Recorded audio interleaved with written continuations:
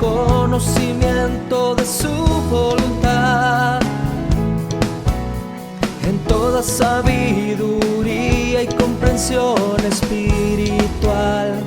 Oh, oh. Llevando fruto en toda buena obra,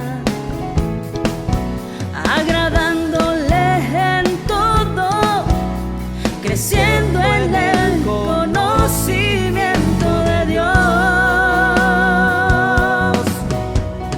Instituto Bíblico, ven Señor Jesús.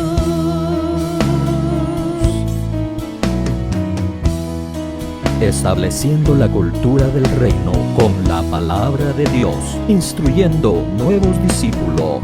Instituto Bíblico, ven Señor Jesús. Hola, bendiciones amados hermanos, te saluda el pastor Juan Carlos Lima.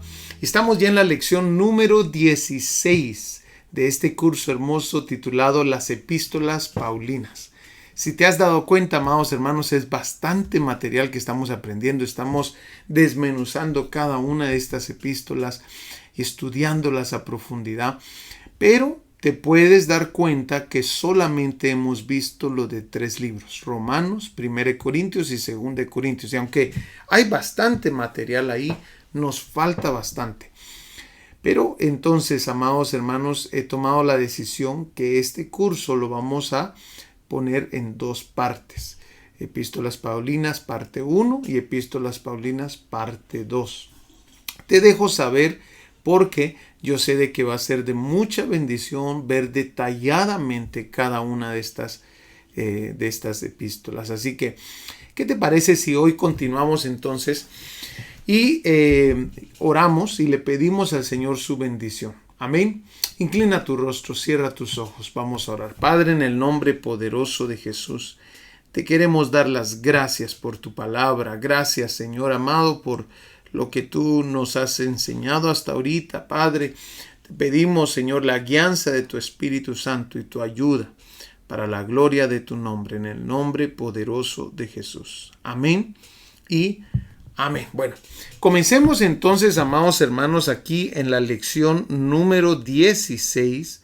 Y antes de entrar a ver la epístola a los Gálatas, recordemos algunos detalles que ya habíamos mencionado. Por ejemplo, habíamos dicho, amados hermanos, que las epístolas generales o doctrinales son Romanos, 1 Corintios y 2 Corintios, y ahorita vamos a entrar a lo que es Gálatas. Amén. Lo que estoy pensando tal vez es para el segundo curso de epístolas paulinas, estoy pensando que sean todas las epístolas carcelarias. Entonces, ya que esas son bastante extensas también, trataremos de finalizar las epístolas generales y las epístolas pastorales en este curso parte 1, ¿verdad? Y dejaremos las otras para la parte 2, epístolas paulinas parte 2. Te dejo saber esta información, pero estamos ahorita en Gálatas y realmente no queremos desaprovechar nada de lo que se nos dice en estas epístolas. Amén. Lo otro que vamos a ver también es las fechas. Date cuenta, quiero darte un recordatorio de las fechas que ya habíamos visto. Las primeras epístolas que se creen, según el comentario al texto griego del Nuevo Testamento, que se creen fueron escritas, fueron 1 de Tesalonicenses y 2 de Tesalonicenses en los años 50 al 51 después de Cristo. Y después siguen las que estamos nosotros ahorita estudiando, que es Romanos, 1 de Corintios, 2 de Corintios y Gálatas. Ese es en el año 54 al 57 aproximadamente. Y después le siguen las epístolas de Efesios, Colosenses, Filemón, Filipenses, del año 61 al 63. Y por supuesto, durante la persecución de Nerón, siguen las epístolas de Primera de Timoteo, Tito y Segunda de Timoteo, según el comentario al texto griego del Nuevo Testamento. Nosotros estamos aquí ahorita, estudiando acá, Después vamos a ver lo que es primera y segunda de Tesalonicenses, después de Gálatas. Eso es lo que nos sigue.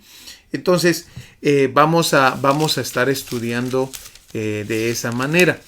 Bueno, entremos entonces a ver la hermosa epístola del apóstol Pablo a los Gálatas.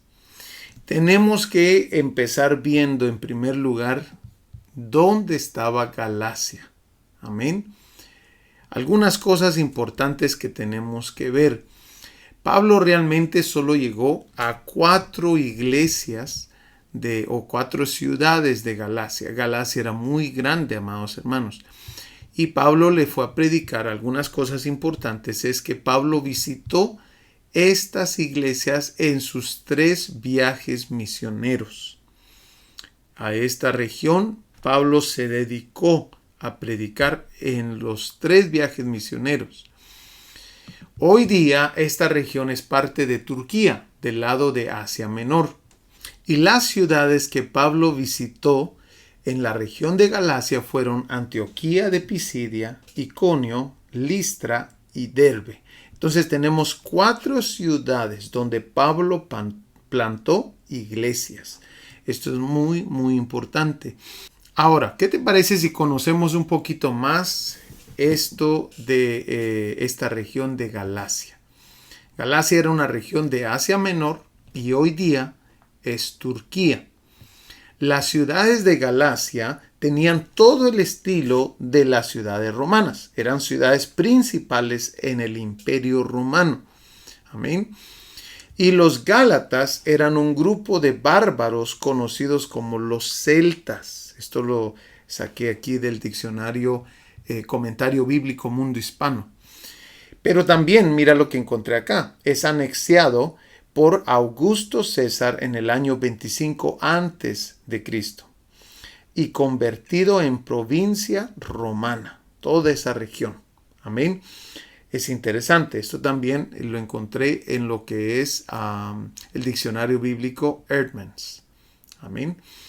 Pero los gálatas adoptaron muchas prácticas religiosas de los territorios que ellos ocuparon y se abrieron camino hacia posiciones importantes de la ciudad. Ciudad templo de Pesinos. Amén. Según el diccionario bíblico Eerdmans. Había muchos cultos, distintos cultos aquí en esta ciudad. Era muy aceptado. Por eso no persiguieron tanto al cristianismo, porque se aceptaban nuevas ideas. Los gálatas eran muy abiertos a nuevas ideas. Por eso no hubo tanta persecución al cristianismo en estas áreas. Ahora, cuando estudiamos entonces la epístola a los Gálatas, tenemos que ver algunos puntos importantes. Por ejemplo, el autor sigue siendo Pablo, según el capítulo 1, versículo 1 de Gálatas. Vayamos ahí, por favor, Gálatas capítulo 1, versículo 1, donde dice: Pablo, apóstol, no de hombres ni por hombres, sino por Jesucristo y por Dios el Padre que lo resucitó de los muertos. Entonces está presentando aquí a Pablo, amén. Pablo, apóstol, dice ahí. Entonces ya se presenta de esa manera.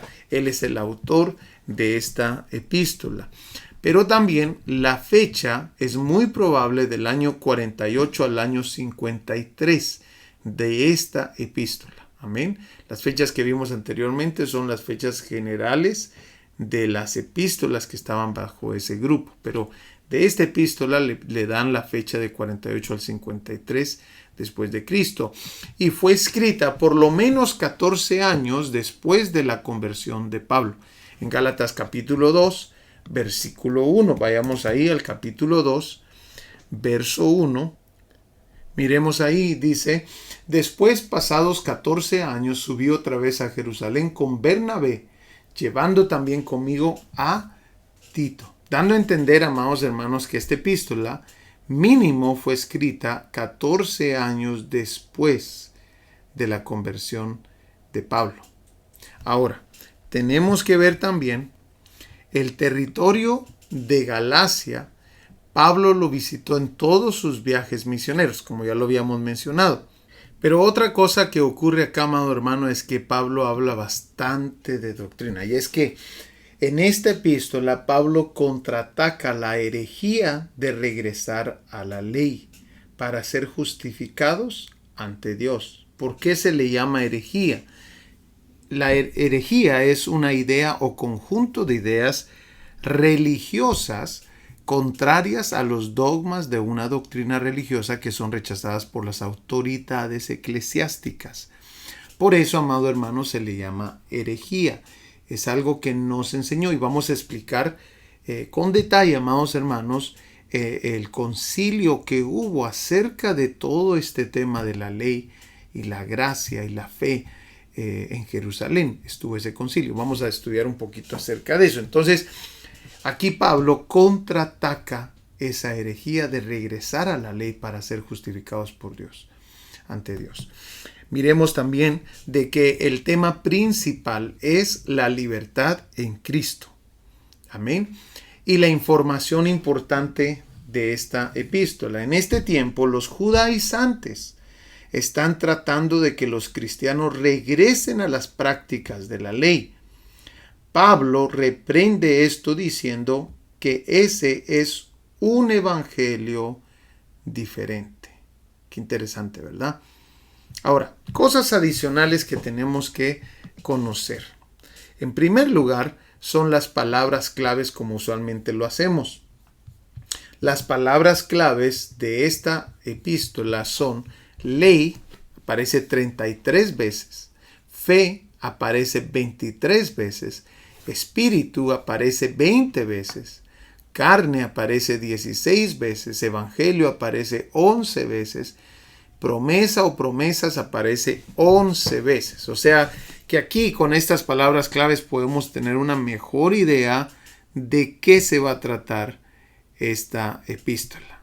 La ley, van a hablar acerca de la ley, van a hablar acerca de la fe, se va a hablar bastante acerca del espíritu, pero también acerca de la carne. Curiosamente, tenemos a ley y fe en los de arriba, tenemos espíritu y carne en segundo lugar. Qué interesante eso, ¿no? Como que esos son los temas principales de esta epístola, evangelio y promesas. También el propósito de esta epístola. Esta epístola fue escrita para refutar el legalismo de los judaizantes y mostrar la autenticidad del evangelio. Eso es muy importante, ese es el propósito de esta epístola. Ahora, el bosquejo que tenemos acá de esta epístola se divide en 3 secciones, esta epístola. Hay un enfoque personal, el capítulo 1 y capítulo 2, que lo vamos a ver. Hay un enfoque doctrinal, el capítulo 3 y el capítulo 4. Y hay un enfoque práctico, el capítulo 5 y el capítulo 6. Y el verso principal de esta epístola es Gálatas capítulo 3, versículo 2 al 3. Dice, esto es lo único que quiero averiguar de ustedes. ¿Recibieron el Espíritu por las obras de la ley o por el oír con fe? Tan insensatos son, habiendo comenzado por el Espíritu, van a terminar ahora por la carne. Entonces, amados hermanos, vamos a aprender bastante aquí en la epístola a los Gálatas. El primer tema es, no hay otro evangelio. Hay un solo verdadero evangelio. Y lo otro que hay es la perversión del evangelio o un evangelio diferente, como lo menciona ahí en el primer capítulo Pablo. ¿Qué te parece si entramos entonces a ese primer tema? Vayamos ahí a Gálatas capítulo 1, versículo 6. Gálatas capítulo 1, versículos 6 y 7, donde dice, estoy maravillado de que tan pronto os hayáis alejado del que os llamó por la gracia de Cristo, para seguir un evangelio diferente, dice ahí. No que haya otros, sino que hay algunos que os perturban y quieren pervertir el evangelio de Cristo.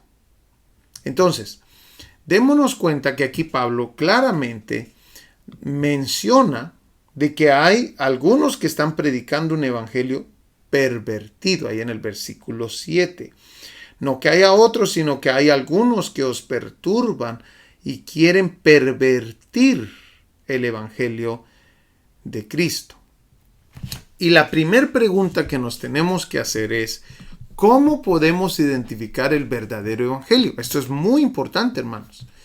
¿Cómo se identifica el verdadero evangelio? ¿Cómo sabemos que estamos en el verdadero evangelio? Bueno, en primer lugar, el verdadero evangelio está basado en las enseñanzas de los apóstoles. ¿Y cuáles eran esas enseñanzas de los apóstoles del primer siglo?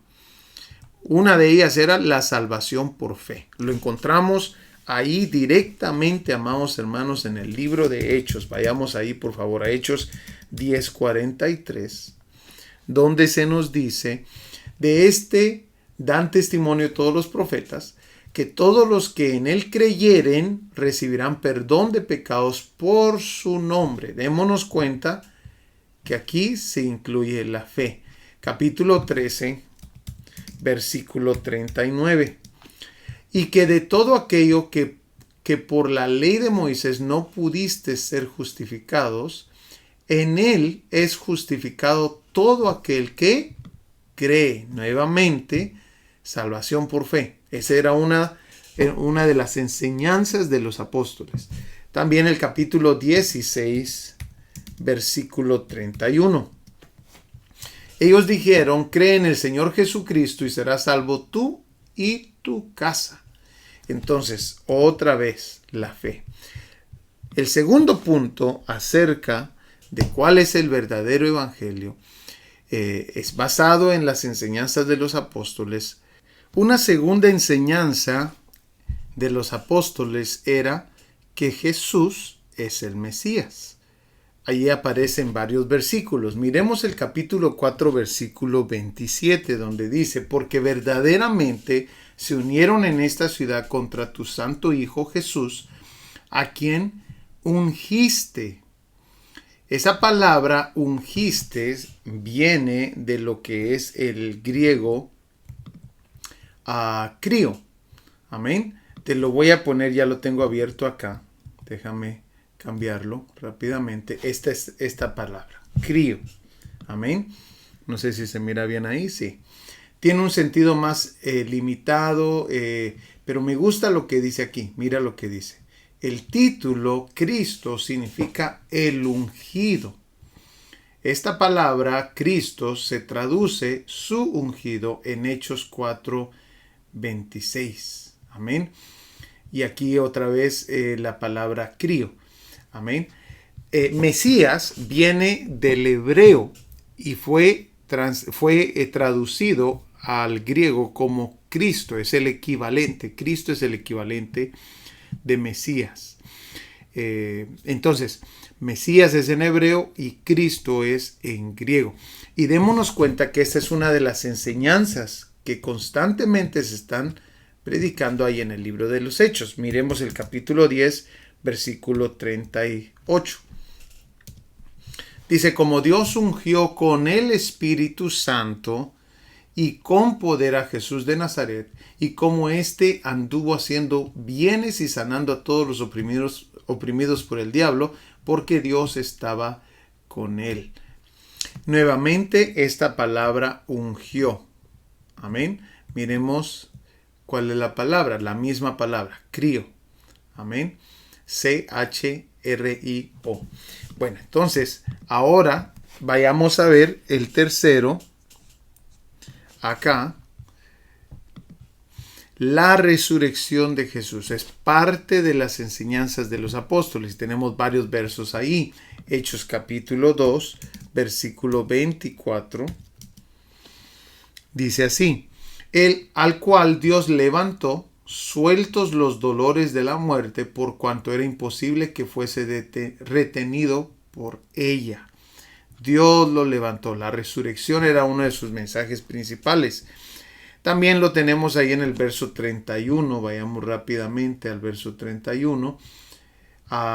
Dice, viéndolo antes, habló de la resurrección de Cristo, que su alma no fue dejada en el Hades, ni su carne vio corrupción. El verso 32, a este Jesús resucitó Dios, de lo cual todos nosotros somos testigos. Verso 32, el capítulo 4, verso 10. Sea notorio a todos vosotros y a todo el pueblo de Israel que en el nombre de Jesucristo de Nazaret, a quien vosotros crucificasteis y a quien Dios resucitó de los muertos, por él este hombre está en vuestra presencia sano. Démonos cuenta entonces de que constantemente se enseñaba de la resurrección de Jesús. También tenemos esta otra enseñanza, el bautismo. Hechos capítulo 2, versículo 38.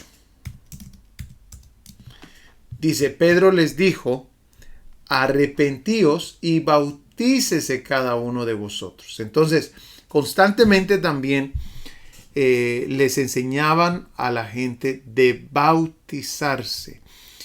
Ahora, esto del bautismo era muy importante porque Gálatas lo va a mencionar acá también. Vayamos ahí rápidamente a Gálatas 3:27, donde se nos dice, porque todos los que habéis sido bautizados en Cristo, de Cristo estáis revestidos. Qué interesante, ¿verdad? Qué bonito versículo bíblico. Porque todos los que habéis sido bautizados en Cristo, de Cristo estáis revestidos. Entonces, el bautizo es algo que también una de las enseñanzas de los apóstoles. Ahora, hay que tener cuidado porque hay unos judaizantes ahí que dicen si no te bautizas y entonces le dan lo que es el poder de las obras al bautismo. Cuando la Biblia constantemente nos muestra, amados hermanos, que el bautismo es un paso de obediencia. Pero hay gente de que dice de que si no te bautizas en tal nombre no eres salvo. Y esa misma gente niega la Trinidad. Es la religión solo Jesús. Hay que tener cuidado con esa secta. Es una secta. Los solo Jesús son una secta. Hay que tener cuidado. Ellos salieron de una división que hubo, si no me equivoco, de las asambleas de Dios. Hace muchísimos años. Fue una división que hubo. Entonces, hay que tener cuidado en darle más autoridad al bautismo que a la misma fe que nos está enseñando aquí Gálatas. Cuando tú mires a alguien que te dice que si no te bautizas así o asá, que entonces tú no eres salvo, tenemos que recordarnos de todos los principios que aprendimos aquí en Romanos. Amén. Que la salvación es por fe. Sí, el bautismo es necesario como un paso de obediencia. Pero digamos de que tú vas al hospital y predicas el Evangelio de Cristo Jesús. Y predicas, digamos, como Jesús en la cruz, que hubo un ladrón que se salvó a última hora. Y esa persona no tuvo chance, no tuvo oportunidad de irse a bautizar. Amado hermano, esa persona aún es salva. Amén. Lo miramos de que nosotros podemos ir a dar esa esperanza a personas en la cárcel, personas en los hospitales, donde les podemos predicar y de repente fallecieron y no tuvieron oportunidad para el bautismo. Claramente dice el libro de Efesios. Amén. El libro de Efesios dice aquí, capítulo 2, versículo 8. Porque por gracia sois salvos, por medio de la fe. Y esto no de vosotros, pues es don de Dios. Y dice, no por obras, para que nadie se gloríe. Entonces la fe es lo que lo salva a uno. El bautismo es un paso de obediencia de lo que ocurrió dentro de uno. De esa fe que uno dice que tiene, el bautismo muestra, manifiesta esa fe. Pero no podemos nosotros asignarle al bautismo, porque entonces asignarle al bautismo lo que es una obra salvadora. No podemos, porque si no nos estamos metiendo en problemas con este verso. No por obras, para que nadie se gloríe. Amén. Es por fe que nosotros somos salvos. Y como tenemos fe, nos bautizamos como paso de obediencia. Amén. Bueno, miremos entonces, otra de la enseñanza de los apóstoles es acerca del don del Espíritu Santo. Constantemente miramos ahí en Hechos capítulo 2, versículo 38. Mira lo que dice. Pedro les dijo: arrepentíos y bautícese cada uno de vosotros en el nombre de Jesucristo para perdón de los pecados, y recibiréis el don del Espíritu Santo. Esa es una enseñanza que no se puede sacar. El Espíritu Santo es Dios, el Espíritu Santo es necesario en el plan de salvación. Y constantemente los apóstoles predicaban acerca de esto. Capítulo 8, versículo 15 dice: los cuales, habiendo venido, oraron por ellos para que recibiesen el Espíritu Santo. Ellos oraban con ese propósito, que recibiesen el don del Espíritu Santo. Capítulo 10, versículo 44. Mientras aún hablaba Pedro estas palabras, el Espíritu Santo cayó sobre todos los que oían el discurso. Entonces démonos cuenta que este era un tema principal también de los apóstoles. Amén. También el arrepentimiento de pecados. Ese es el verdadero evangelio también. Miremos el capítulo 3, Hechos 3, 19. Dice: así que arrepentíos y convertíos para que sean borrados vuestros pecados, para que venga de la presencia del Señor tiempos de refrigerio.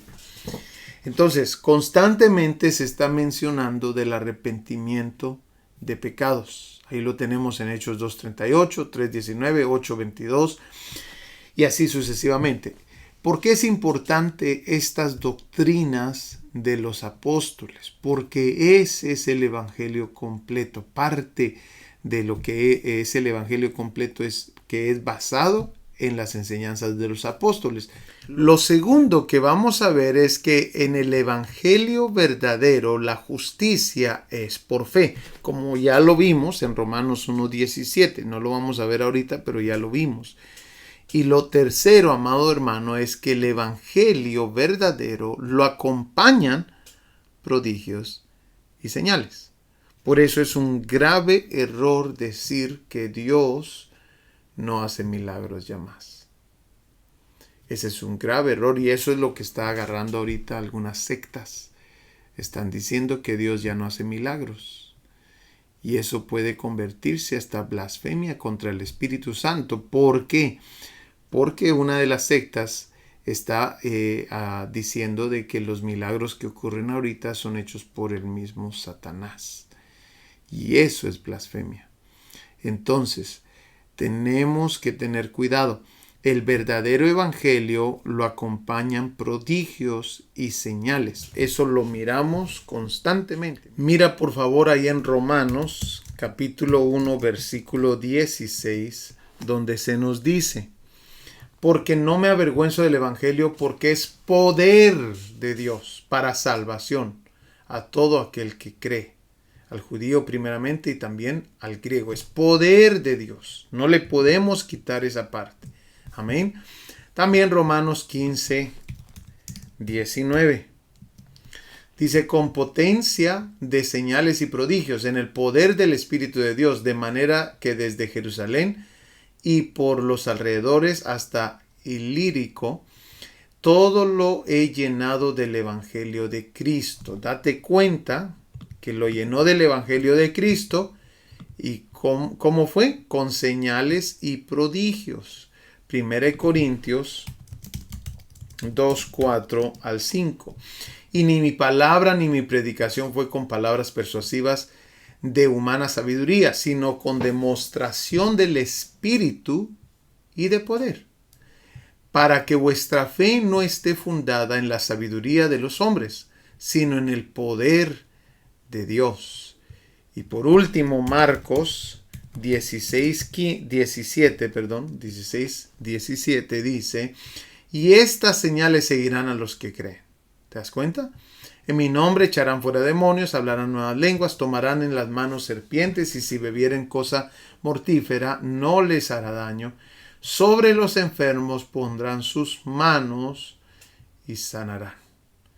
Estos versos son muy importantes. Tres cosas que debes de saber del verdadero evangelio. Y hay muchas más, pero estas son principales. Primero, el verdadero evangelio está basado en las enseñanzas de los apóstoles. Segundo, el verdadero evangelio, en el evangelio verdadero la justicia es por fe, dice ahí. Tercero, al evangelio verdadero lo acompañan prodigios y señales. Muy importante. Pero lo otro que tenemos que ver es que aquí Pablo menciona esta palabra, pervertir. Y esta palabra es importante porque significa perturbar el orden o estado de una cosa. Y eso es exactamente lo que está ocurriendo aquí. Date cuenta que Pablo mismo usa en el verso 7, aquí en el verso 7, usa esa misma palabra. Dice, no que haya otro, sino que hay algunos que os perturban y quieren pervertir el evangelio de Cristo. Esa palabra, pervertir, es perturbar el orden o estado de una cosa. Entonces, se nos dice, hay algunos que predican un evangelio pervertido. Hay que tener cuidado con ese tipo de evangelio. Esto también incluye, amados hermanos, un evangelio pervertido. Es el evangelio de la prosperidad. Ese es un evangelio pervertido. O el evangelio que te lleva a que si no haces obras. Hay una secta ahorita que si tú no tocas tantas puertas de casa, tú no eres salvo. Y para ser salvo tienes que salir a tocar puertas y te llevan el conteo. Esa es una perversión del evangelio. Es una secta ya. Amén. Cuidado. Pero también se nos dice, amados hermanos, lo cual está ocurriendo aún en nuestros días. Pablo dice, cuidado, que hasta ángeles caídos pueden anunciar un evangelio pervertido. En el capítulo 1, versículo 8. Miremoslo, por favor. Vayamos ahí rápidamente. Gálatas 1:8 dice, mas si aún nosotros o un ángel del cielo os anunciare otro evangelio diferente del que os hemos anunciado, sea anatema. Qué interesante. Entonces, puede ser alguien, ¿verdad? De nosotros, dice Pablo. Y aún un ángel del cielo. Por supuesto, va a ser un ángel de los caídos. Os anunciare otro evangelio diferente del que os hemos anunciado, sea anatema. Y por último, Pablo nos habla acerca de este tema. Como antes hemos dicho, también ahora lo repito. Si alguno os predica diferente evangelio del que habéis recibido, sea anatema. Y esa palabra, anatema, tenemos que revisarla. Significa, amados hermanos, viene del griego anatema, que significa cosa maldita. Maldición, anatema, o bajo maldición de Dios. Algunos estudiosos llegan a decir que esta palabra también significa bajo maldición del infierno. Algo así me recuerdo que había leído. Entonces, es importante que miremos cosa maldita, maldición, anatema, bajo maldición de Dios, anatema. Bueno.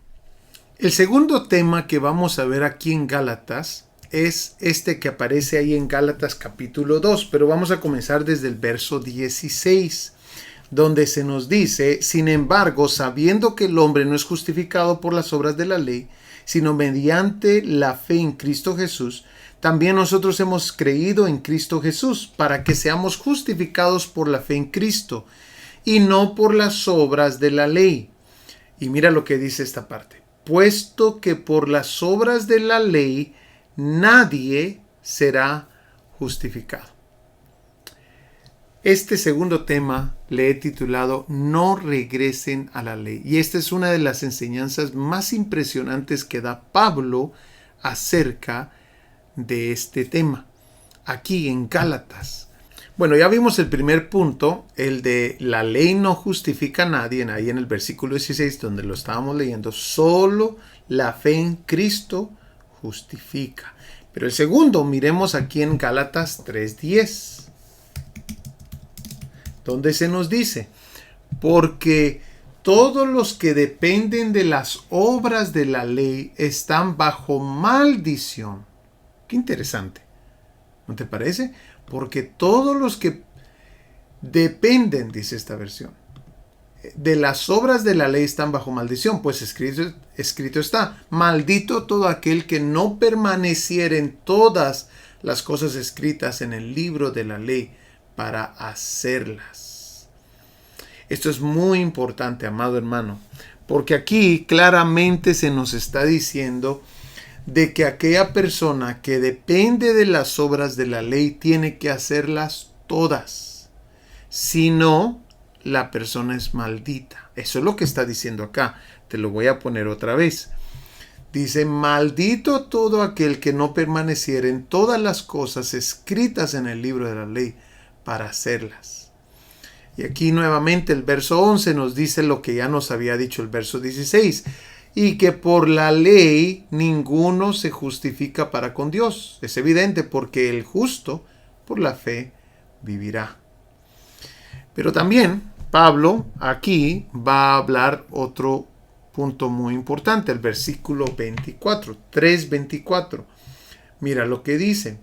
Y lo leo de la versión Nueva Biblia de las Américas, donde se nos dice, de manera que la ley ha venido a ser nuestro guía para conducirnos a Cristo, a fin de que seamos justificados por la fe.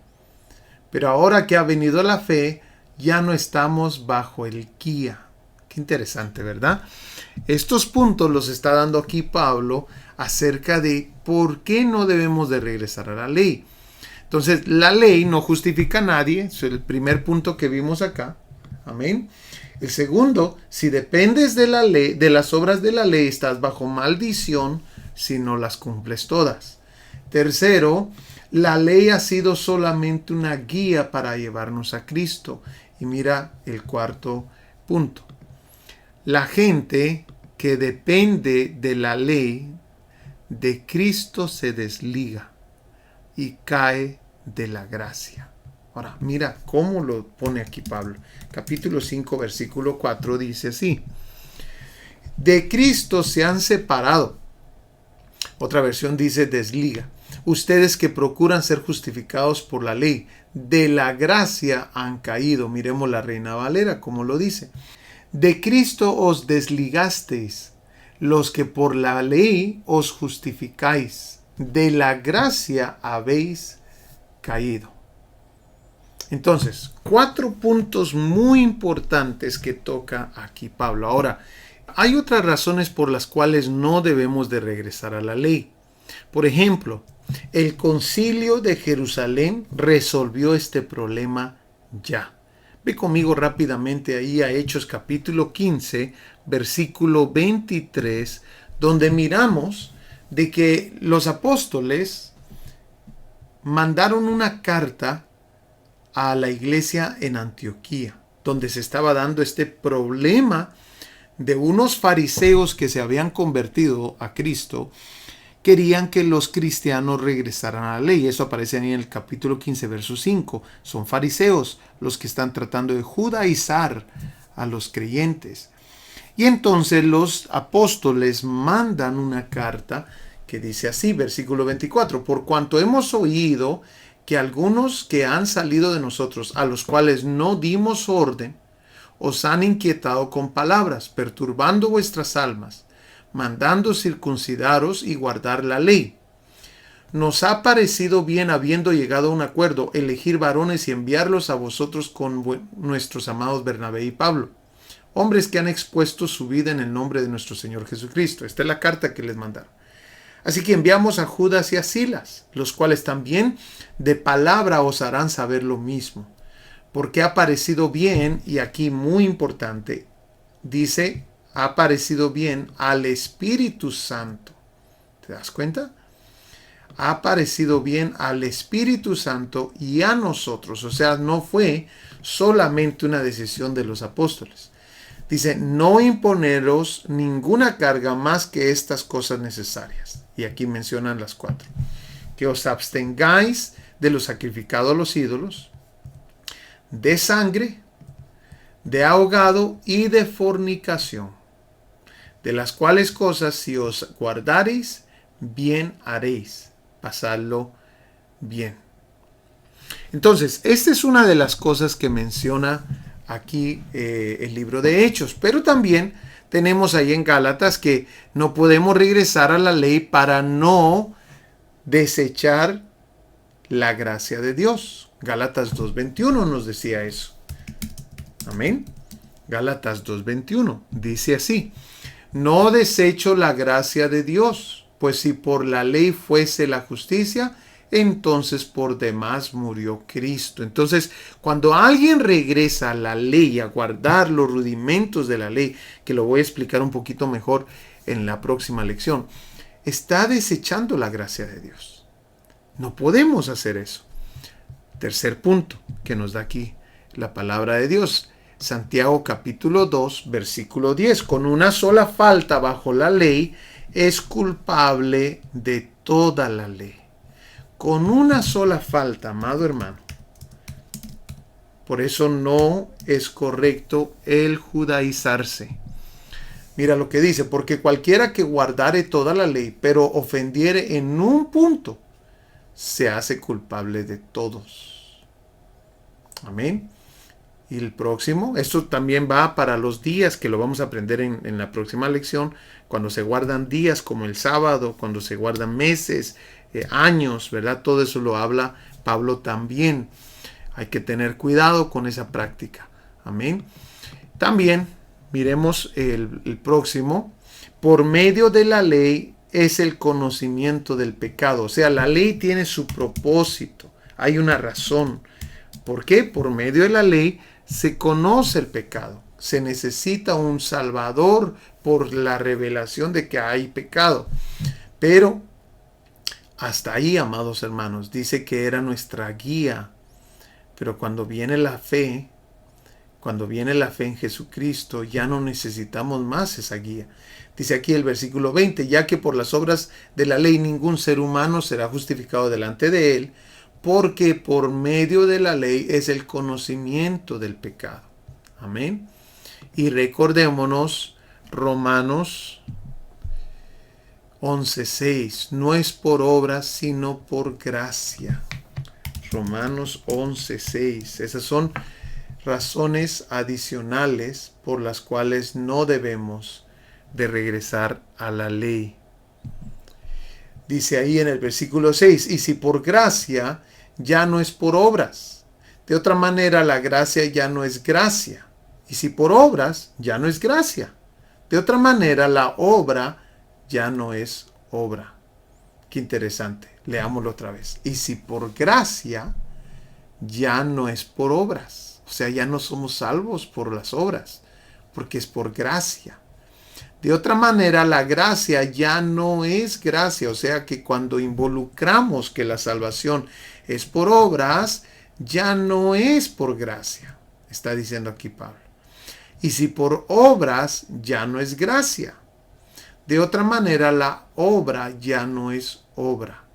O sea, las dos son opuestas y las dos son contrarias. O aceptamos una o aceptamos la otra. Ahora, Santiago nos va a explicar, amados hermanos, que sí se necesitan las obras como demostración de la fe que se tiene, pero no es para ser salvos por las obras. Amén, que eso vamos a explicarlo después. También vamos a darnos cuenta que hay unas ilustraciones bíblicas que debemos de considerar.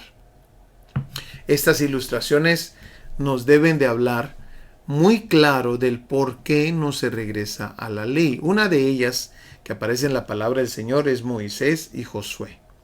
Esa es una ilustración bíblica de cómo es que funciona esto. Moisés es figura de la ley, según Juan 1:17. Vayamos ahí, por favor.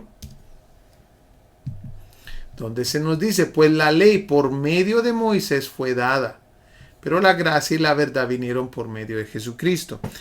Moisés es figura de la ley. Y démonos cuenta que Josué es figura de Jesús. Josué y Jesús significan Jehová es salvación. Ambos nombres significan lo mismo. Pero qué curioso que a Moisés no se le permite entrar a la tierra prometida. Qué interesante, ¿verdad? Y te puedas preguntar, pero ¿por qué si Moisés fue un gran siervo de Dios? Pero recuérdate que la ley con una falta te desecha todo. No importa lo que hayas hecho. Y eso es exactamente lo que pasó con Moisés. Una falta bastó para él ser excluido de la tierra prometida. Según Deuteronomio 3:23, él no entró a la tierra prometida, del 23 al 29. Pero mientras que Josué, que vivió por fe en su vida, Josué sí entra a la tierra prometida, figura de Jesús, y distribuye la tierra al pueblo. Esa es una hermosa figura, amados hermanos, de cómo es por fe en Jesús y no por fe en la ley y no por las obras. Ahora, tenemos también esta otra que Pablo mismo hace, ahí en Gálatas 4:22, donde dice, Gálatas 4:22, donde se nos dice, porque está escrito que Abraham tuvo 2 hijos, una de la esclava y el otro de la libre. Pero el de la esclava nació según la carne, mas el de la libre por la promesa, por lo cual es una alegoría. Pues estas mujeres son los 2 pactos. El uno proviene del monte Sinaí, el cual da hijos para esclavitud. Ojo aquí, este es Agar, porque Agar es el monte Sinaí en Arabia, y corresponde a la Jerusalén actual, pues ésta, junto con sus hijos, está en esclavitud. Mas la Jerusalén de arriba, la cual es madre de todos nosotros, es libre, porque está escrito, regocíjate, oh estéril, tú que no das a luz, prorrumpe en júbilo y clama, tú que no tienes dolores de parto, porque más son los hijos de la desolada que de la que tiene marido. Entonces, Pablo aquí usa una alegoría, dice la palabra del Señor. ¿Qué significa eso? Es una representación en la que las cosas tienen un significado simbólico. Amén. Y eso es exactamente lo que usamos anteriormente con la ilustración de Moisés y Josué.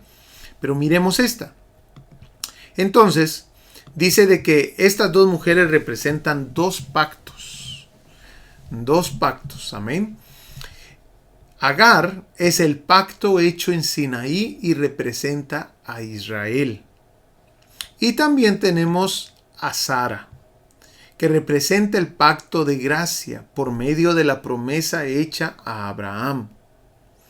Pero tenemos que Agar produce hijos esclavos, o sea, el pacto hecho en el Sinaí produce hijos esclavos, según el verso 25, porque Agar es el monte Sinaí en Arabia y corresponde a la Jerusalén actual, pues ésta, junto con sus hijos, está en esclavitud.